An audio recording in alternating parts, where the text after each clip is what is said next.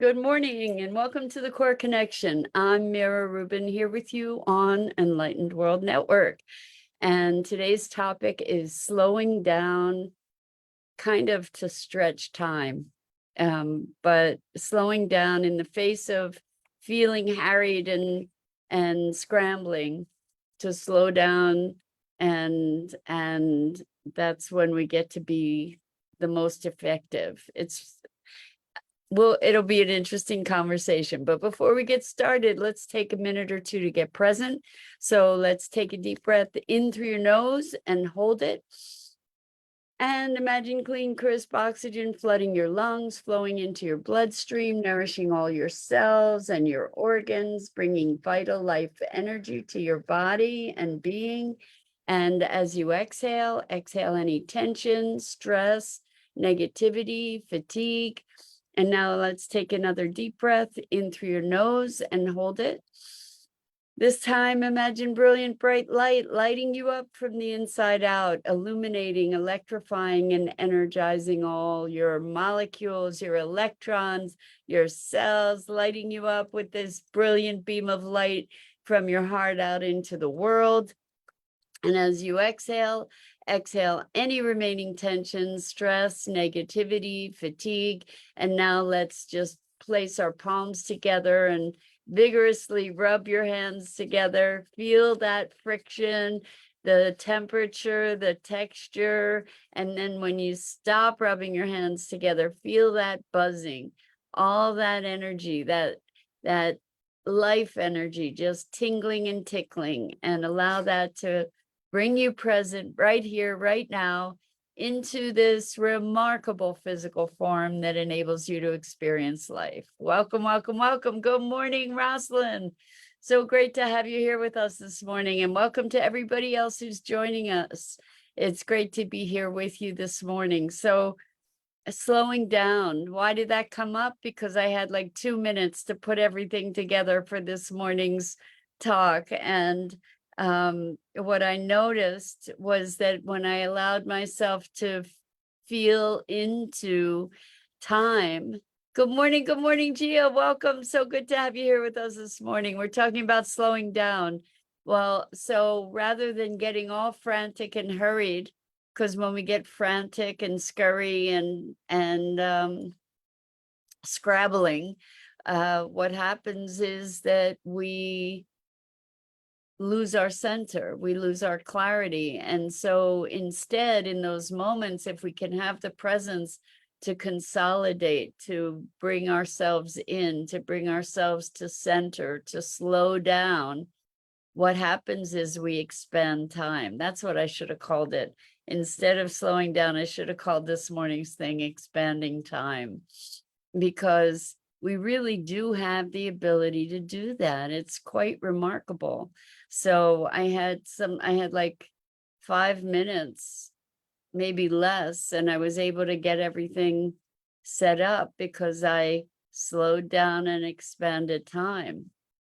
I'm wondering if you've ever had experiences where you've been able to expand time. You know, maybe you were needing to be at a meeting at a certain time and you're running late and you really needed to be there. I've had a couple occasions where there was no way I could get from here to there in the time that I did. You know, where there was no way that I would be able to be on time, and I ended up being on time.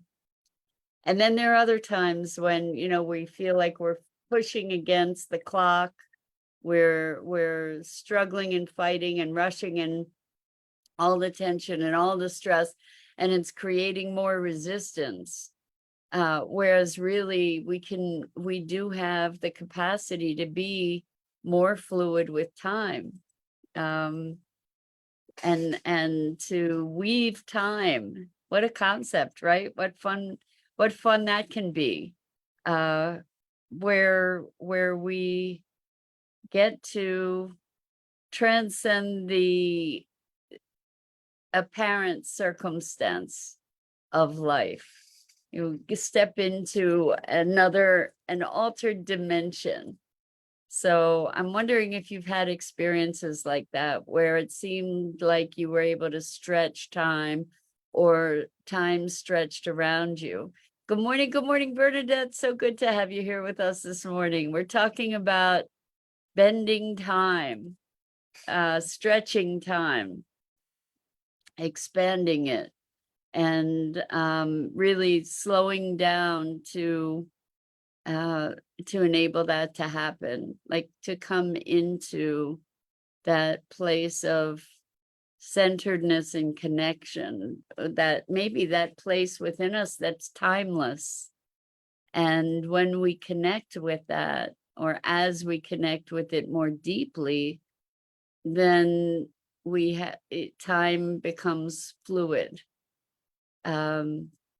I love this actually, to talk about the concept of time, because I don't I it, when we talk about time, I don't think we can avoid the topic of relativity.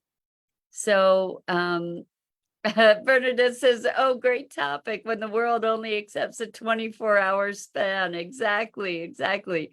So I don't know about you, but I remember as a kid, especially, that there were days that took years to go by, just forever for a day to go by.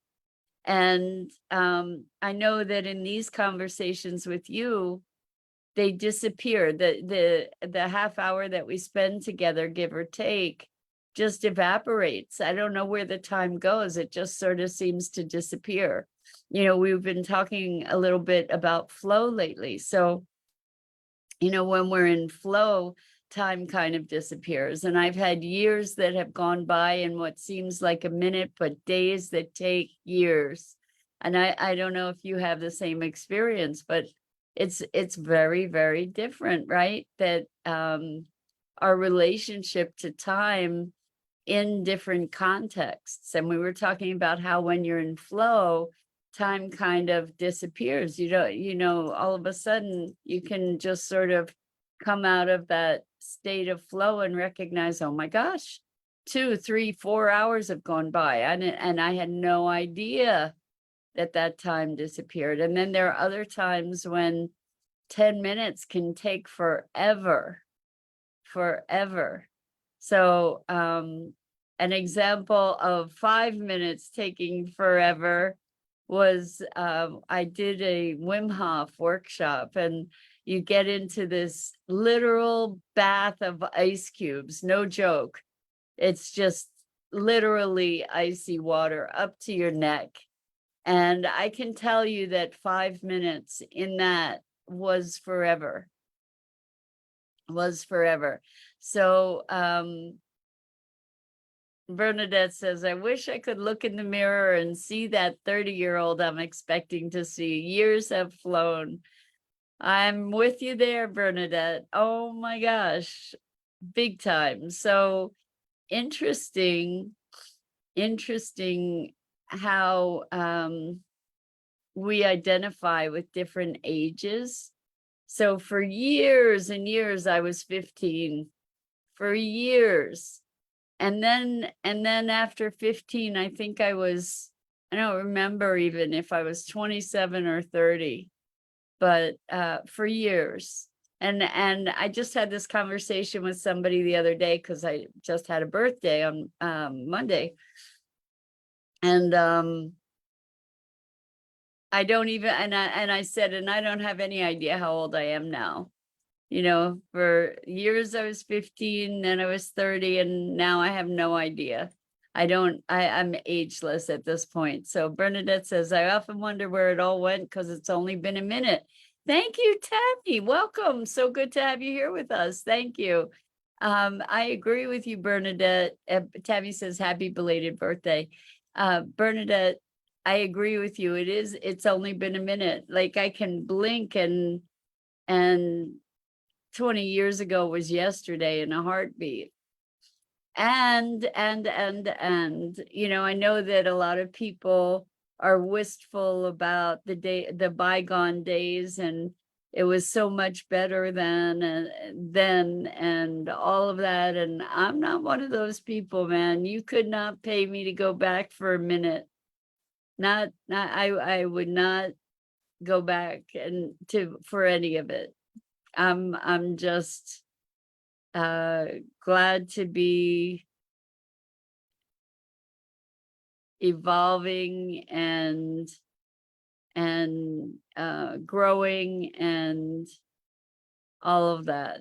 And frankly, I feel like I'm just getting started. I feel like this is one of those, this is a time in my life where I feel things are just starting to open up. So Bernadette says, I'm not one of those people either. Nope. The good old days, no way. Not going back. Couldn't pay me. Thank you. Yeah. The good old days are the days that I'm creating now, and that I intend to be continuing to create in the future. So I'm looking forward, literally looking forward, and looking here, being here, be here now. So Bernadette says, now if I had the knowledge I have now back then, that would be okay. So that was our conversation too, is if I knew then what I know now, then it would be a whole lot more fun to be there. But I don't know, I was so much of an outsider for most of my life that knowing what I know now would have made me, if it were then, would have made me even more of an outsider, I think. So I don't know. I don't know. It's I just figure that was then, this is now, let's do this. And Rosalind says, meditative slow walking to help notice slowing down. Sure. I love that. Meditative slow walking. How about breath? Just like slowing your breath. That makes a profound difference in being able to bring yourself back into your body. And so this is almost a non sequitur, but I had a really, really, really interesting session with someone yesterday that I want to talk about it, because it's a juxtaposition of reality, and we're kind of talking about that with time, so it's loosely related. I don't know, you guys are making all these comments, so I don't know if I'm going to get to say it. Let's see. Bernadette says, thinking the exercise of keeping young would assist. Well, so here in terms of nuance, Bernadette, rather than keeping young, how about being young, like being the child, bubbling that vitality up and that enthusiasm and that wonder and curiosity and all the things that characterize youth. Well, didn't characterize my youth necessarily, but youth in its positive aspects, because I was rather a brooding youth myself. But yeah, like the innocence or the openness and the curiosity and wonder. I think that those things all cultivate vitality, and that's where we that's the fountain of youth, right? So let's see. Gia says, I don't go back or in the future, as I can't afford those expensive trips. There's a lot of chaos and drama, so I just be in the present. It's priceless, actually, with laughing emojis. So I don't go back or in the future, as I can't afford those expense. I don't know if you said expensive, but I'm thinking you meant expensive, which is funny. There's a lot of chaos and drama, so I just be in the present. Well, you know what? the present is all there is, Gia. So, like if we go into the past and we go into the future, all of that is made up because all we are ever is right here, right now, right? So the past and the future are fabrications. And the only thing that ever really truly exists is this moment. So you nailed it, Gia. Gia says, I'd love to hear about your session experience. Okay, so let me see if we have a moment to do that. And good morning, Lisa. So good to have you here with us this morning. So welcome. And Bernadette says, oh, I'm the biggest kid you'll ever know at my young age of a beautiful 62. My family always asked me to grow up, LMAO. Well, don't ever grow up, Bernadette. What is it, Peter Pan? From the movie Peter Pan, isn't there a song? I'll never grow up. I'll never grow up. I'll never. I don't remember about. Maybe I'll never go to school. I don't know. Anyway, yeah, I'm not going to grow up either. Although to be able to have the childlike wonder and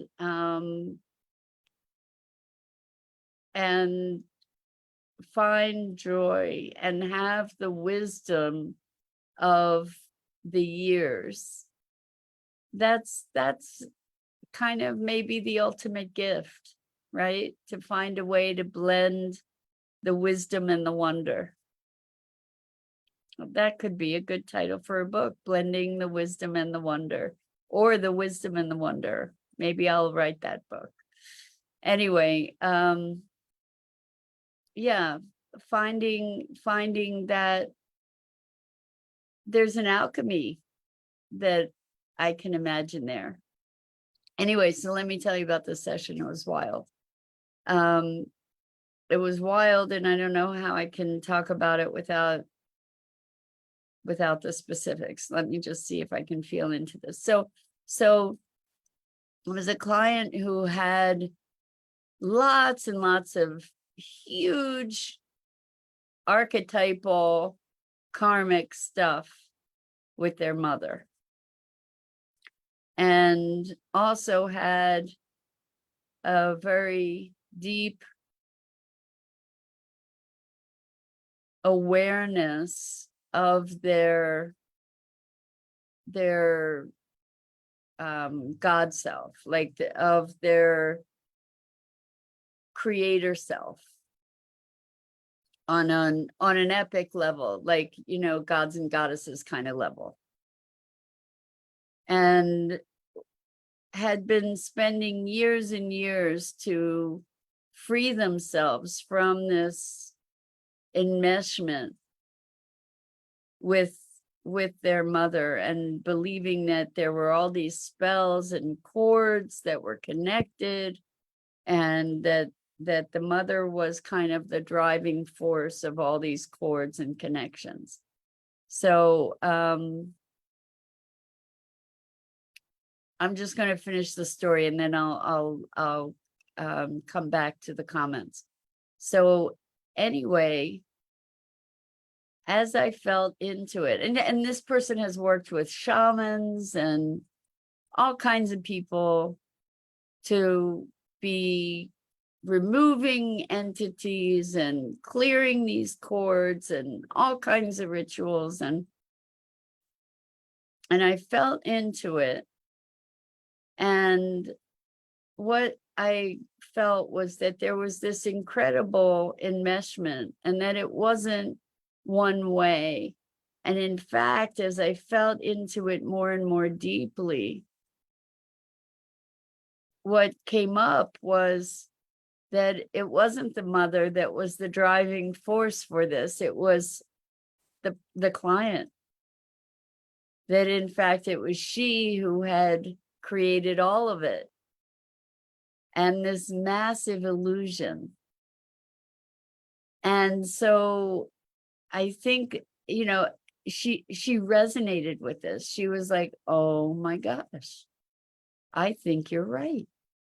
I think that that's it. like all this time, she thought it was the other person, but that in her creatorship, she had maneuvered all this stuff to make it look like the other person was the one with the power and that she was powerless in the face of this other person. And she realized that it was this grand play. And when we think about our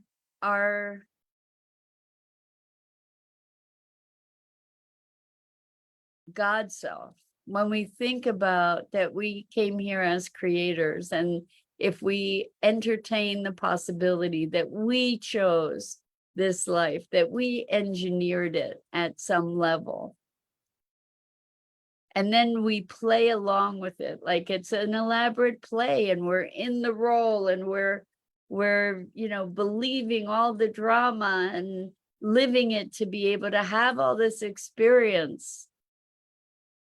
And then the play is over, or we recognize that we're the ones that wrote the play.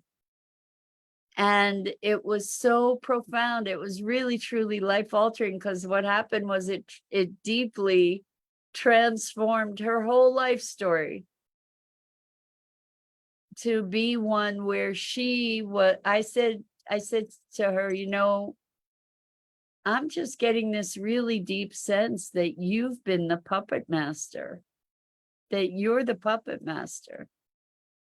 And it hit home for her. And in our own way, I truly do believe that we are the puppet master. We create this elaborate story for us to live into. And then we forget that we created it so that we can really experience it, really immerse ourselves in the drama of it. And so I guess this relates to the idea of slowing down or stretching time or bending time, in that it's bending the illusion, like if maybe time is an illusion, and as we bend one illusion, the other illusions sort of start to waver and ripple and maybe fray around the edges. So that's the story of my session yesterday. It was really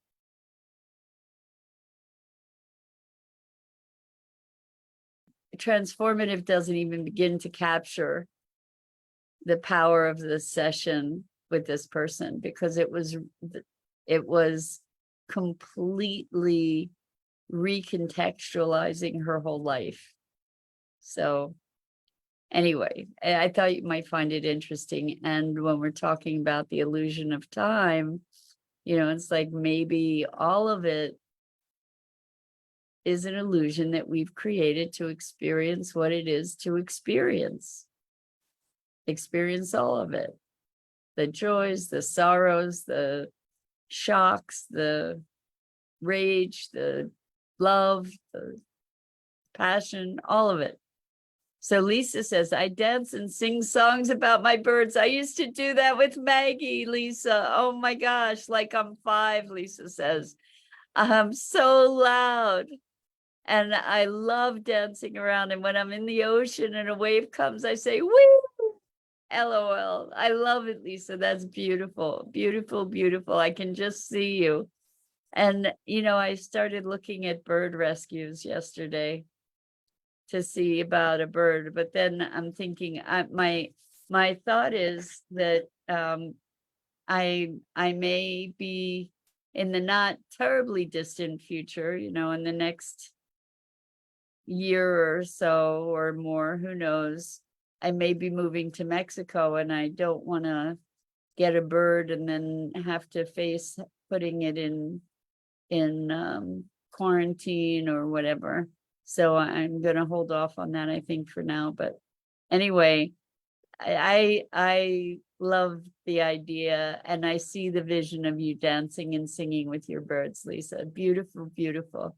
Bernadette says, I think the powerless part kicks in when we do not see the other person for who they are and expect them to be who we want them to be. I think that's true, Bernadette.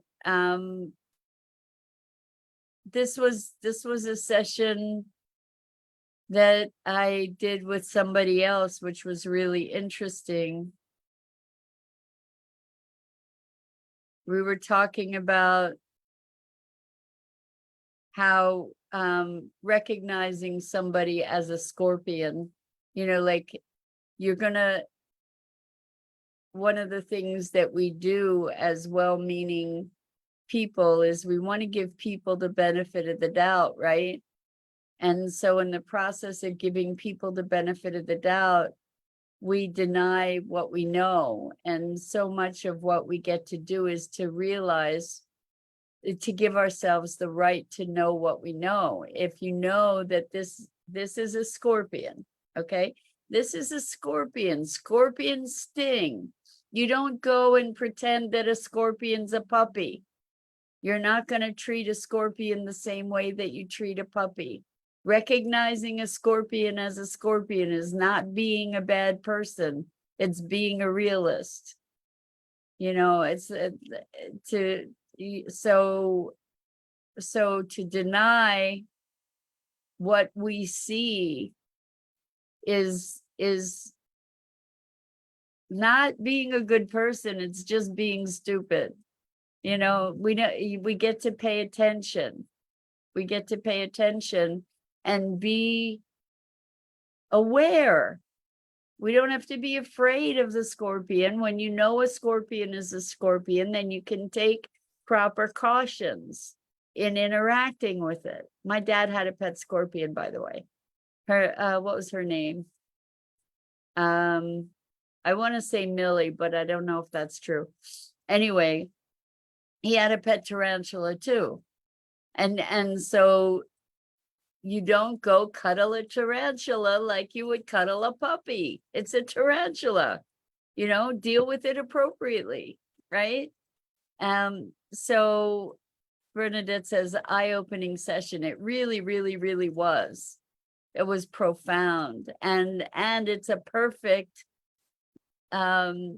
story for all of us, right? To see we make this stuff up and then we live into that. And Gia says, I loved your session experience as always. Thank you, Gia. Lisa says, you're not leaving us though, right? No, Lisa, I'm not going anywhere.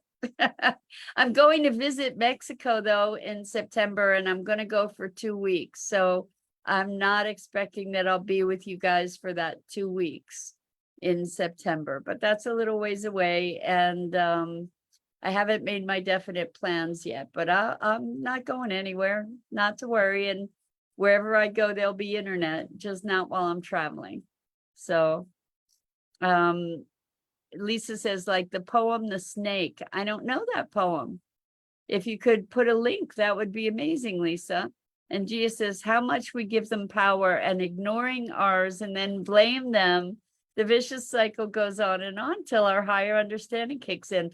1000%, Gia, exactly. We give away our power so that we get to be powerless. Think on that for a second. We give away our power so that we get to experience what it is to be powerless. We have the power to give them power, right? Or we empower them so that we can get to experience being powerless. And then we get to wake up. How amazing. And Bernadette says body armor for the Scorpion. Yeah. Well, the Scorpion has its own body armor, but yeah. Interesting, right? I mean, you can tune into the Scorpion. You can know when it's going to strike, just like you can know when a tarantula is going to strike, right? Rosalind says, not having enough time seems to be associated with limitedness and perhaps shutting down our desires. We can take time, revel in our desires to open up energy. I think that we can really deeply connect, because we are timeless. Truly, we are timeless. As we deeply connect into our core, it transcends time. It'd be nice if we could convince our bodies of that. Some of us are better at that than others, but yes. And Lisa, thank you so much for the link to the poem, The Snake. Awesome. I'm excited. I just clicked the link, so I'll be able to check it out. So Bernadette says exactly. And that brings us to the end of this morning. So look for the ways that we have created, or you have created, illusions to live into, and maybe you get to adjust the illusion so that it's more fun for you. And Gia says, I love the part Scorpion is Scorpion. Deal with it appropriately. Simple as that is. Wow, thank you. Exactly. Things are what they are, right? We want to say, oh no, it's a very sweet scorpion. This is a very sweet scorpion. Well, it still is a scorpion, folks. Deal with it appropriately. Good morning, Dido. So glad you were here with us this morning. Bernadette says, have a great day, everyone. I say, have a great day, everyone, and a great weekend. And I will look forward to seeing you next week. I'm Mira Rubin. This is the Core Connection. And I go live here each weekday morning at 9 a.m. Eastern on the Enlightened World Network Facebook page. And I invite you to check out the other awesome programming on Enlightened World Network, EWN One with the Earth, Enlightened World Living. And with so much love, until next time, I so deeply appreciate you.